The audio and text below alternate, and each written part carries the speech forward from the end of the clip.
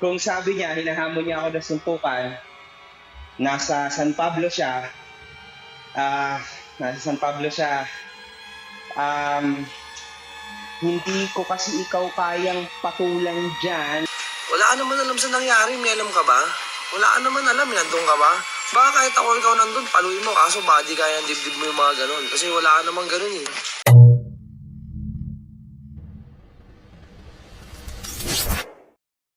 Hello mga stories, welcome back sa isa naman random reaction. Follow up ito kay Tamadachi yung sa video na no. Ngayon mga stories no, may bagong salita si Sir MG no. Yung 25 million na presyo daw na hindi ni scripted confessions at yung mga resback ni Tamadachi ang punto na wag baluktutin ng batas. So, mga stories no, bago tayo magsimula no, disclaimer lang po no, ito ay based sa public clips at post, okay? So, hindi ako nandoon para ako, yung parang makigulo or makisali sa kanilang away, no? Ito yung pag-uusapan natin dito yung mga logical, timeline at pananagutan. Okay? So, ngayon, usa natin, no? So, una, no? Ito yung clip yung dati nag-live siya, no? Si Sir MG, no? Sabi niya, noong panahon na may isang incident, no? Excuse me. Lumakas loob niya kasi may sumusuporta. Pero nung pinood niya na ulit, nahihiya siya at pinagalitan pa raw siya ng asawa niya. Oo nga naman. Sabi rin niya na nakasuhan daw siya noon at may naging reklamo o may complaint pala, no? Kasama yung HOA, so homeowner sa BF, di ba? Yung kung naalala niyo yung nag-live stream sa sa BF, di ba? Yung Mangusin Ira, di ba? Yung nagamon siya ng haway doon sa Diyos, di siya pinapasok. Ngayon na siya no, parang kinasuhan daw siya doon, di ba? Na reklamo. Hanggang ngayon, ongoing pa raw yung kaso na yun. Kaya pinapaalala niya na pag public place at gulo, magastos at delikado yan. Kaya ayaw niyang mangyari sa iba. So, syempre, medyo sobrang baba ko noon, mga kapunti ko, bata ko. Sobra, para kumuha akong taga doon na. Ganito, pinapanood ko, kinikilabutan ako. And actually, napagalitan din ako ng asawa ko. So, tapos hindi okay lang yan eh. Napagalitan ng asawa, medyo nakakahiya. Ngayon, pinanood ko. Kaso baka ko, nakasuhan ko ako dyan. Nakasuhan ako ng police. Kasi, si Kupal, nagreklamo. Tapos, nadalitin ako ng HOA, Home Ownership Association ng BF. So, sila yung hanggang ngayon po ongoing. Kaya, pag mga public place na ganyan, maghuhunos dili kayo lahat medyo, at magastos ho yan. Okay? Ayoko nang mangyari sa inyo. Kung sabi niya, hinahamon niya ako ng suntukan, nasa San Pablo siya, hindi ko kasi ikaw kayang patulan dyan, una sa lahat. If I lose, probability, mas mataas possibility na ako matalo mo sa suntukan. Ano ba naman alam ko sa suntukan? Dati pa ako nakikipagsuntukan, bata ako, kaso ngayon, iba na ang takbo ng isip ko. Kunwari, matalo ako, tama, walang mangyari sa buhay ko, I lose. Pero pag nanalo ako, pag nanalo ako sa suntukan, or whatsoever, kung anong gawin natin, pag nanalo ako, hindi ko naman yun maipagmamayabang. Natalo ko ng suntukan si Tomodachi, pero iba ang tunog. Natalo ko ng suntukan si MG, matunog. So understand that. Ngayon, mahirap bumaba sa ganyang klase ng posisyon, lalo na si MG, mataas na sa tingin ko ang pangalan ko sa social media. Sawa na ako magbuhat. Ginawa ko na yan dati, noong unang panahon, yung price tag, ako ang nagbuhat. I'm happy, he's very thankful pa rin sa ginawa ko na yon. Pero ako, alam nyo, hindi naman sa pag-ngayon. Ako ang Kristo. Ako ang bangka. So bakit ako bababa? Ngayon, nakakita na ba kayo na nakipagsabungan na Kristo? O kaya naman, tumaya na bangka? I don't know if it's possible. Pero, kung gusto mo talaga, then sa pera ako magugulat. Yun na pera, mukhang pera. Diba? Tapos syempre, isa na may ilang buwan na, at saka huwag sa streets kasi pangit yun, diba? Maganda event. Sa ring, maayos sa training, diba? Tapos, maglikom ka na maraming pera. Kasi kung less than 25 million ang offer mo sa akin para sa laban, hindi ko siya matatanggap. Kasi magmamanok na lang ako or dito lang ako sa mansion ko. Diba? Kasi kahit wala akong ginagawa, may kinikita ko.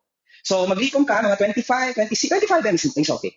Tapos ayoko rin hindi ako mamumroblema sa sponsorship. Alam ko kasi paano tumatakbo ang event. I know how it works. Ayoko.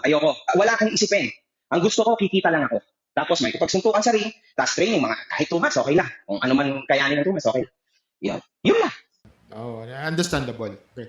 Tungkol naman sa amo ni Tomodachi na suntukan sa San Pablo, sabi niya, hindi niya papatusin kasi sa kalye. Ang paliwanag kasi dito, kung if ever matalo siya, wala raw siyang gain, no?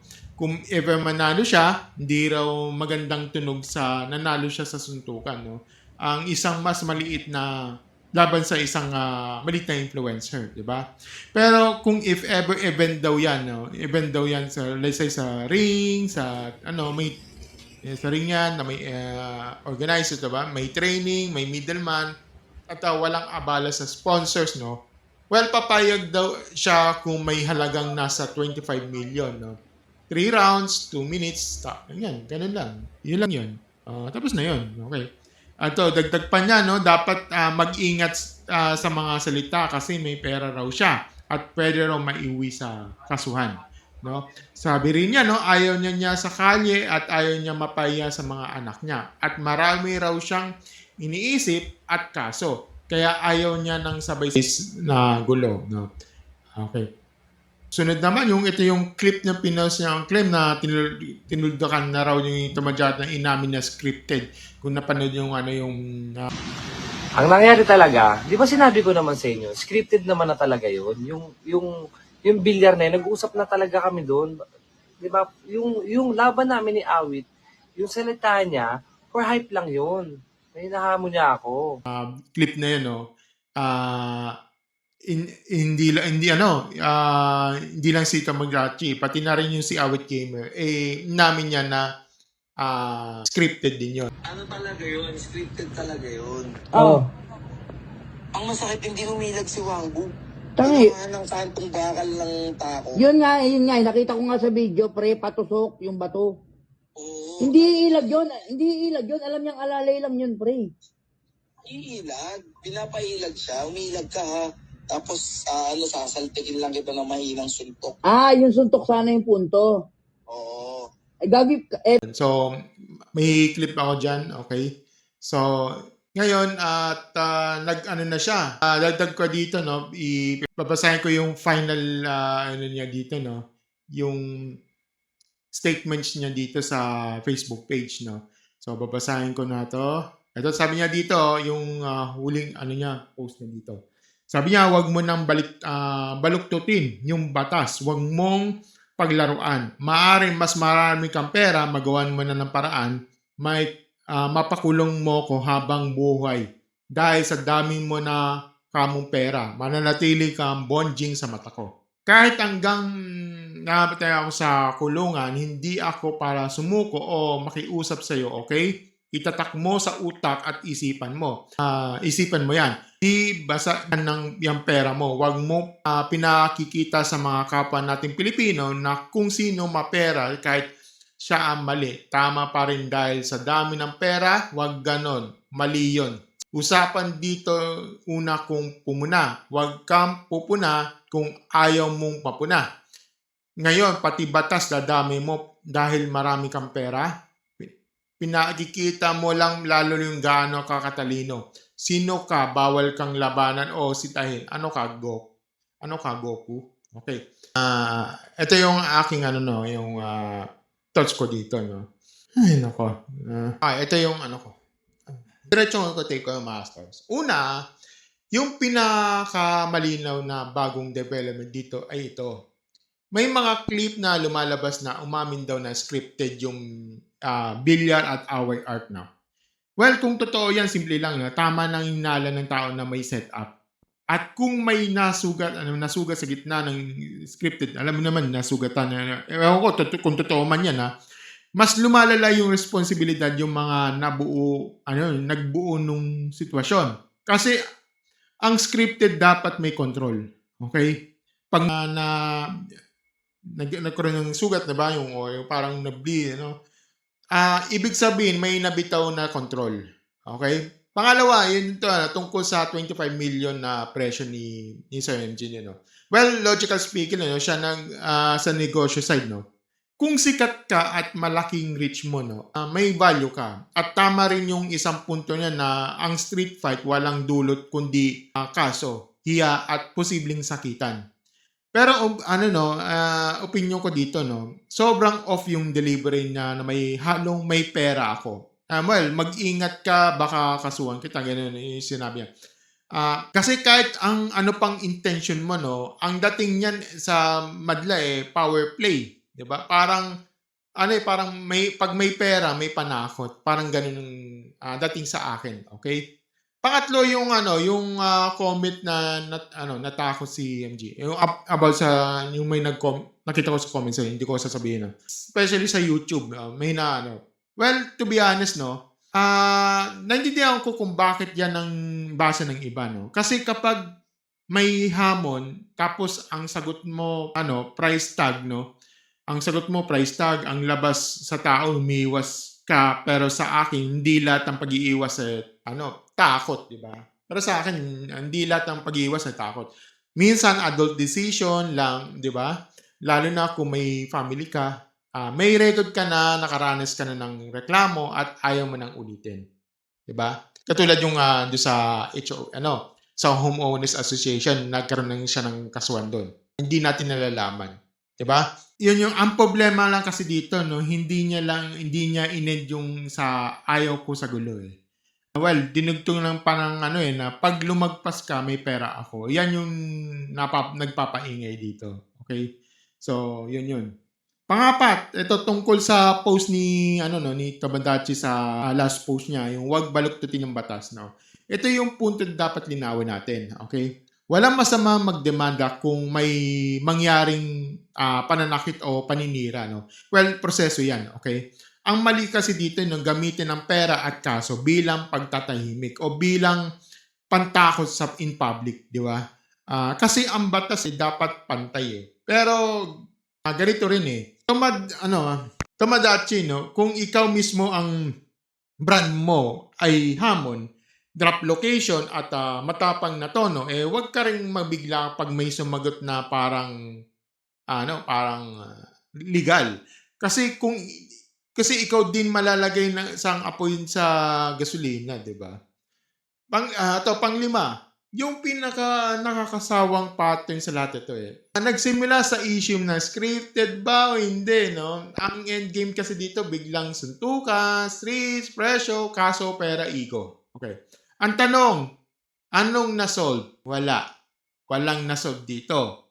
Ang nangyari lang, nagdagdagan ng views, nagdagdagan ng galit, at may napahamak na tao sa gitna na yon. Okay? Kaya ito ang diretso komposisyon. Kung gusto nyo talaga ng maglaro ng event, gawin nyo ng legit. May contract, may medical, nakastandby ng medical team, di ba? May rules, may commission, may safety. Pero kung ang totoo ay content lang talaga, tigilan nyo na. Tigilan nyo yung larong may suga, Kasi hindi na yan entertainment yan. Kapabayaan na yan di ba? Stories, sa lahat ng napanood at nabasa natin dito, ito yung bottom line ko dito. Kung may umamin na scripted, kung may umamin na scripted, dapat walang magmamalinis na wala akong kinalaman ganito, ganyan. Kasi may kinalaman kayo kasi kung nag-set ng eksena. Okay? Yung 25 million na line na yon, okay, pwede mong i-defend sa business value, no? Pero hindi mo pwedeng i-bound sa pananakot na may pera ako, okay? At saka yung wag baluktutin yung batas, yung according sa last post niya valid 'yon.